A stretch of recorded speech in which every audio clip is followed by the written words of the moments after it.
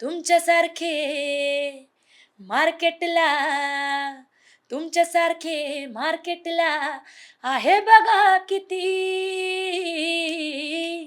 आपला टॉपचा विषय आहे क्वालिटी क्वालिटी. तर हे गाणं डीजेला पण भरपूर वाजलं, रील्स वगैरे पण चांगले आलेले. त्याच्यानंतर लोकांचा दृष्टिकोन किंवा तुमचे जे फॅन्स आहेत किंवा जे आपल्या कॉन्टॅक्ट मधले जे रिलेटिव्ह झालं किंवा अदर झालं, तर त्यांचं कसं प्रतिक्रिया कशी होती?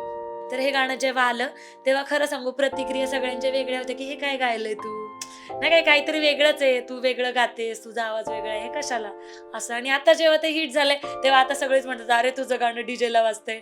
टॉपचा विषय मग मी थोडंसं त्या ॲटिट्यूड मध्ये तो हातवारे वगैरे तसं करून गायलं. बऱ्याच मला त्याला निगेटिव्ह पण कमेंट्स होत्या, त्यावेळी थोडं वाईट पण वाटलं, पण आता तीच लोक या गाण्यावर नाचत असतील असं मी म्हणेन. बरेच जण म्हणायचे की याच्यावर काय आपलं पोट पाणी चालणार आहे का, किंवा यांनी काय पोट नाही भरणार आहे, तू हे काय करतीयस, यांनी काय होणार आहे, स्वप्न फक्त नाही का म्हणजे स्वप्न असतात ही असं. सो तेव्हा मला खूप वाईट वाटलं होतं. रेकॉर्डिंगची मला अजून पण भीती वाटते, कारण नवनवीन गाणी असतात, प्रत्येक गाण्याचा जॉनर वेगळा असतो, प्रत्येक गाण्याचा इमोशन वेगळं असतं, त्याच्यामुळे अजूनही धाकधूक होते. जेव्हा आता हे टॉपचा विषय गाणं आहे, मी या ठिकाणी नाव नाही घेणार, पण तो किस्सा मी या ठिकाणी हायलाइट नक्की करेल. ज्यांच्यासोबत मी हे गाणं केलं टॉपचा विषय, त्या व्यक्तीकडे ते सर गेले होते की हे हे गाणं सर आम्ही केलेलं आहे. सो ती व्यक्ती परत या व्यक्तीला म्हणत होती अरे ही काय, ही 500 रुपयाची गायिका आहे, हिचा आवाज आपण बदलूयात आणि आपण एखाद्या मोठ्या नामांकित गायिकेला घेऊन हा प्रोजेक्ट करूयात.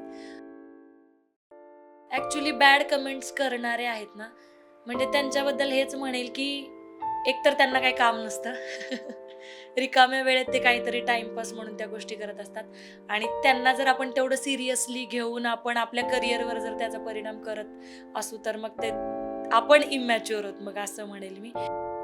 मी हेच म्हणेल की नवीन जरी कोणी येत असेल तर तुम्ही स्वतः इतकं परफेक्ट बनून या की कोणी तुम्हाला खेचण्याचा कितीही प्रयत्न केला, कितीही प्रयत्न करू द्या, पण तुम्ही शेवटी मग तुमचा विषय जर क्वालिटी असेल तर तुम्ही तुम्ही हिट होणारच आहे, तुम्हाला कितीही कोणी मागे खेचू द्या.